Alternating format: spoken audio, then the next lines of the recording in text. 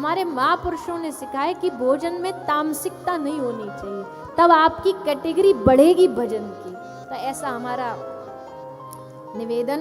अब आगे क्या होता वो तो ठाकुर जी जाने। ये तो चलो और छोटी बात हो गई, इससे बढ़ के हम और एक बात बोल दें कि इसके अलावा भी अगर कोई भी गलती से भी गलत नशा, गलत खान पान, गलत आहार कुछ कर रहा हो ना, तो आज यहाँ सत्संग में इस कथा में आए हो, यहीं पर उसको स्वाहा। ये कथा यज्ञ होता है और इस यज्ञ में आहुति दुर्गुणों की दी जाती है, यहीं पर स्वाहा कर जाइए। अच्छा बनिए, अच्छा विचार रखिए, अच्छा आहार रखिए। आहार शुद्धि, सत्व शुद्धि। आहार की शुद्धि से ही हमारी शुद्धि होती है। आजकल के बच्चे, पहली बात तो हम एक अपनी प्रसन्नता ये भी व्यक्त कर लें, अच्छा 40 साल से कम उम्र के कौन कौन है, हाथ उठा के बताएंगे। 30 से। हम ये बात इसलिए कह रहे हैं, हमें खुशी है कि यहाँ जितने भी बच्चे ये सुन रहे हैं ना कथा, जो हमारी सब उम्र के बच्चे, मतलब कहने को तो बच्चा मैं ऐसे कह रही हूँ जैसे मैं बुढ़िया हूँ, पर खुशी इस बात की है कि इस आयु के लोग, इस आयु के बच्चे, बालिकाएं, लड़कियां, लड़के यहाँ सब जो बैठे हैं और जो कथा सुन रहे हो आप, हमको देख के बड़ी खुशी होती है कि चलो कम से कम आज की युवानी भगवान के नाम से जुड़ी तो। और भैया श्रोता, आजकल युवा श्रोता की संख्या में युवा बहुत आ रहे हैं और आएंगे क्यों नहीं। पहले के जमाने में वक्ता भी युवा नहीं होते थे, आज वो भी धीरे धीरे होने लगा है। यद्यपि हम में ज्ञान उतना नहीं है, अनुभव उतना नहीं है, पर हमको ये लगता है कि अपनी उम्र को देख के जो नास्तिक बच्चे भी हैं उनके मन में कभी तो आता होगा, अरे भैया जब ये कह सकते हैं तो क्या हम सुन नहीं सकते। ये आयु भगवान की भक्ति के लिए है। तो बहुत खुशी है कि आप सब युवा लोग भक्ति से जुड़ रहे हो। ऐसे भगवान की भक्ति करो। पर आज के युवा जो पथभ्रष्ट हो रहे हैं, जो गलत खान पान की ओर बढ़ रहे हैं, मॉडर्न बनने के चक्कर में उनको सोसाइटी में फिट होना है, और फिट होने के चक्कर में अच्छे अच्छे भक्त परिवार के बच्चे भी जाके यूनिवर्सिटी स्कूल में मांसाहार शुरू कर देते हैं, नॉनवेज खाने लगे हैं। इतना प्रचलन बढ़ रहा है हर प्रदेश में जहाँ जाते हैं। देखो हम तो जब कहीं यात्रा पे निकलते हैं हमको भारी पड़ जाता है कोई एक ऐसी जगह ढूंढना जहाँ सात्विक, कुछ रुक करके 2 मिनट बैठ जाएं, कुछ लस्सी वस्सी पी लेनी, तो हर जगह वही सब मिलावट है। तो सभी युवाओं से प्रार्थना है, अपना आहार शुद्ध रखो, खान पान शुद्ध रखो, अपना कोई भी नशा जीवन में नहीं होना चाहिए। और अगर नशा करने का इतना ही मन है तो खूब नशा करो, पर राधा नाम का नशा करो, कृष्ण भक्ति का नशा करो, बाकी सब नशे छोड़ दो, बाकी सब नशे छोड़ दो, भक्ति का, नाम का नशा करो। तो अब हम धीरे धीरे विश्राम की ओर बढ़ रहे हैं। आज तो उत्सव भी है, होली महोत्सव है, खूब आनंद से उत्सव मनाने वाले हम यहाँ पर।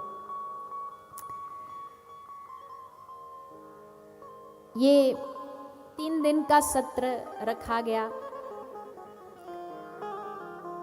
3 दिन में हमको ज़्यादा आदत नहीं है 3 दिन बोलने की, क्योंकि हमेशा हम कथा 7 दिन श्रीमद् भागवती करते हैं।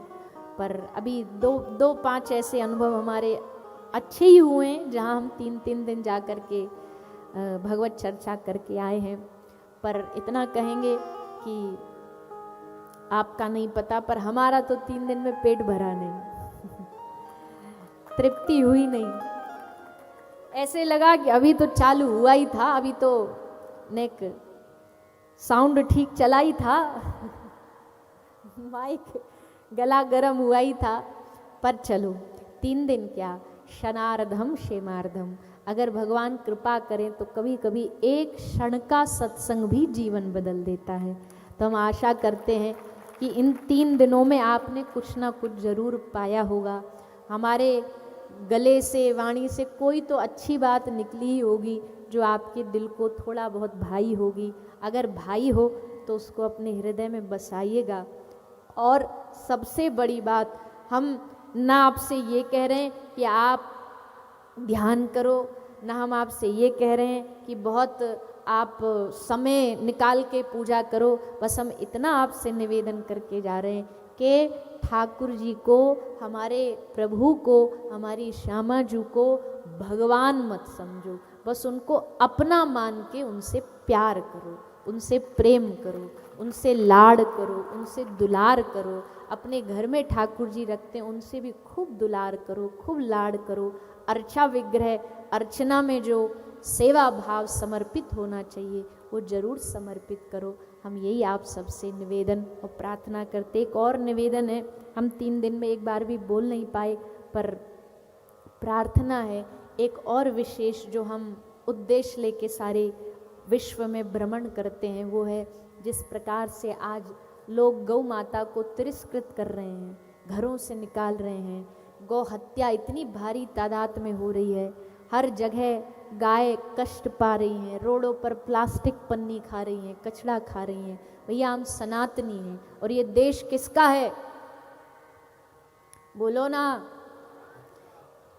ये सनातन है, ये सत्य है। इस सनातन देश में अगर गाय का एक बूंद भी रक्त का बह रहा है ना, तो हमारे लिए इससे बड़े कलंक की बात कोई नहीं है।